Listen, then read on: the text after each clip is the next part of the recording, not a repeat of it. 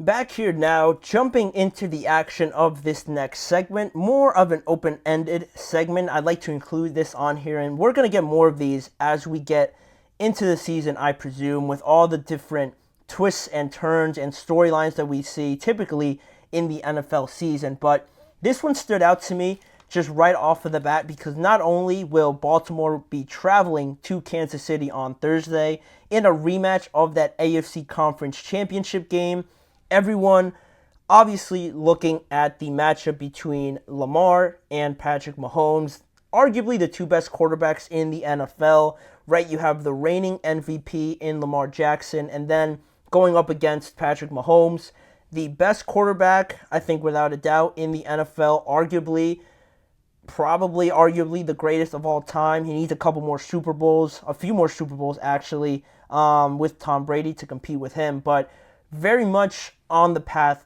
there to that standard, right? Only 28 years old, and he's coming off of back-to-back Super Bowl championships. So that's the standard that we're dealing with these two quarterbacks, right? And it hasn't been for all those accolades that I could list off for Lamar and for Patrick, obviously. It hasn't been such an even matchup in the 5 matchups that they've had over their careers. You have Patrick Mahomes currently leading that series 4-1 versus Lamar Jackson all time, and more eyes on this game because of how I think Baltimore lost that game at home in the AFC Championship game back in January, right? They were the number 1 seed. They had home field advantage throughout the entire thing, and don't you know it, Patrick Mahomes walks in there, just beats Baltimore, only scoring 10 points, the Ravens, in that game, and leaving them very disappointed after a year where I think a lot of people believe that this was going to be their year, right? It's been a slow climb so far for the Ravens. You look back to how they started with Lamar Jackson, right? Very poor debut in the playoffs against the Chargers, I believe. Played awful, and then slowly, they made it past the next round. They had their little thing going with the Tennessee Titans. They eventually rose up above them, making it past them into the next round. Then Lamar gets hurt, gets eliminated. The Ravens get eliminated from the playoffs that next year. And then you have this year, right? You have this year where everything seems to fall in the right place. You have an awesome defense. Lamar just continuing his own development, passing the ball a little bit better. Zay Flowers coming in, drafting him as a rookie. A lot of good play from him early on. Just everything is going right for them offensively, defensively. They have one of the best records in the NFL. And again, I stress that last year, 2023, seemed like it was going to be their year. I think most people would agree that they were the best team of the regular season. They were the most dominant team, and they showed it, I think, mostly when they played in that Christmas Day game, or it was around New Year's or something like that, when they took on the 49ers and just absolutely kicked them out of their own stadium, unless it was in Baltimore. I can't remember where it was, but regardless of that, regardless of the other facts, they destroyed the 49ers, really making their claim to being the dominant team in the regular season, because up until that point, the Chiefs were dealing with a lot of different things, and regardless of all of that, there was still that doubt, right? There was still the fact that you had to go through Patrick Mahomes, and just like most people probably would have predicted, Patrick in the playoffs makes the difference, beats the Ravens, and now we're here. We're here at this moment. The first game of the 2024 season is going to be a rematch of that game, and while I do obviously acknowledge that this is not going to really affect either of these teams probably in the grand scheme of things, the playoffs, everything like that. We're a long way away from that. These teams could look completely different by then, depending on how the season plays out. So it's not going to affect anything in the grand scheme of it, but it does bring up this question now that they're facing each other yet again, and all eyes are going to be on these two quarterbacks because I think the narrative around both of these teams is so sculpted around both of these guys for obvious reasons, right? The question, is there more pressure on Lamar, just Lamar personally, specifically in that matchup with Patrick Mahomes, or is there just more pressure overall on the Ravens to finally beat the Kansas City Chiefs and make it to a Super Bowl. And to me, just to get my answer out of the way, I think there is more pressure. I believe there's more pressure on Lamar Jackson to beat Patrick Mahomes for a couple reasons, right? The record itself speaks for itself. The 1-4 record, if you're Lamar Jackson against Patrick, is not a good look, obviously, just personally, because against every other team in the NFL, I think he's something like 57-13 all time against every other team. The only team he really struggles against that bad, like he does with Patrick Mahomes, is the Pittsburgh Steelers, which I believe he's 2-4 against. So that's pretty much it. Everybody else, he has a great record. I think like a 70-something% win percentage against every other team. So that's one thing that stands out, right? If you're so dominant like this, if you're Lamar and have so much success, talent-wise, production-wise, everything like that, it can't help, at least for me, bother you having these two blemishes, especially when one of them is the other most talented quarterback in the NFL, right? Because I do believe that these two guys, apart from any issues that the Ravens, that the Chiefs may have, I think having either of these guys as your quarterback masks a lot of the deficiencies that your team may face in the regular season, right? Going back to last year, Patrick, the issues were crazy with their wide receivers, right? Dropping everything. The offense just didn't look as crisp as it usually does. But regardless of that, they make it into the playoffs, obviously winning their division. And in the playoffs, the difference maker is Patrick being able to carry his team to the levels that they need to win those big games. And similar with Lamar, right? This year, you lose 3 starters on the offensive line.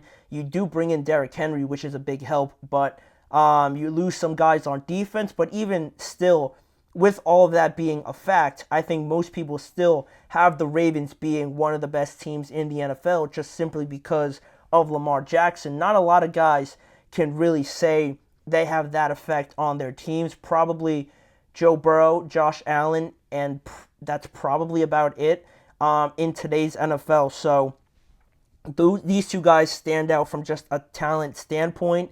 The struggle that Lamar has faced going up against Patrick Mahomes is another thing, obviously, and just that slow climb that I mentioned before.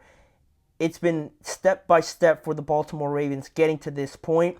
They got to the AFC Championship game for the first time, and they lost. Now, if you continue this slow progression, you would think that the next step is finally getting over that and making it to the Super Bowl, because this team, honestly, going back to a point that supports the other side of this argument, as a team, they are too talented, similar to the 49ers, to not make a Super Bowl or win a Super Bowl. The Ravens are creeping into that territory, but now they are facing this next step, right? The final boss, if you will, the final test of getting to that promised land, which is the Super Bowl, finally slaying this dragon in Patrick Mahomes. And to do that, I think the biggest thing for me, why I believe there's more pressure on Lamar Jackson, is because when these two teams, when you have two situations that are so evenly matched, you have to look at different aspects of each team to try and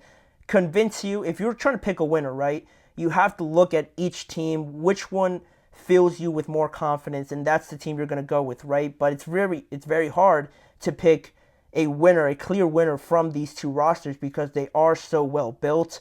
You look at the defenses, both of them are very, very good even still. Roquan Smith, Chris Jones, I'm forgetting the cornerback from the Chiefs, his name, Trent McDuffie, that's who.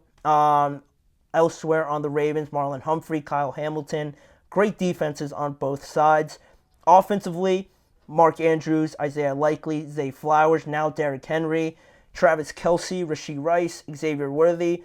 Great offensive lines, great head coaches. So where is the difference going to show up in these games, right? The difference has to be these two quarterbacks. And then when you look at their matchups in some of these big games, when it comes down to it, when it comes down to deciding these games, the quarterbacks have to make the difference. And more often than not, Patrick has done that in these matchups against Lamar Jackson, and especially last year, because that one has left this bad taste in our mouths. If you're a Ravens fan or just watching that game, only putting up 10 points at home, having your defense put up great stops against the Chiefs offense and keeping you within reach of tying the game or anything like that. Again, for the offense to just fall short.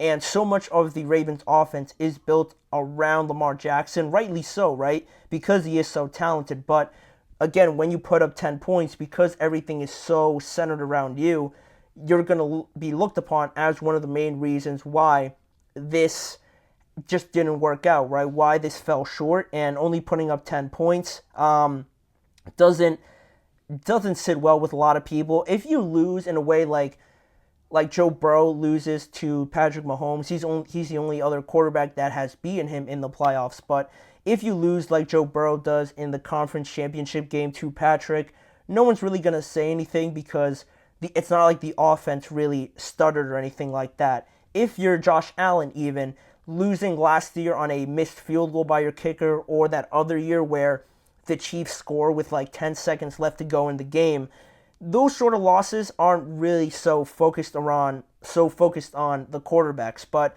when you lose and only put up 10 points, that really speaks volumes, and it's more amplified that way, right? If that makes sense. And then also, I am putting a lot of pressure on Lamar just because that is the question, but it's not just Lamar that faces this pressure or is looked upon to beat Patrick Mahomes. It happens to virtually every quarterback. It's going to happen to CJ Stroud. It happens to Josh Allen. It's happened to Joe Burrow, even though he's beaten him. But the way everything happens with Lamar, the way that they lost in that game, I think they have no other choice but to avenge that. And I mentioned Derrick Henry before. That only gives you more reason to, have this game be more of a must-win for the Ravens, right, than it is the Chiefs, right? Because the Chiefs got better, obviously, but adding a guy like Derrick Henry to this Ravens team back there with Lamar and this running game, it's going to be a nightmare to stop. So adding a guy of that standard to your team already, it's not going to lessen any pressure or take off any of the burden because everything is still centered around Lamar. And it's not like he's oblivious to the fact. He knows that.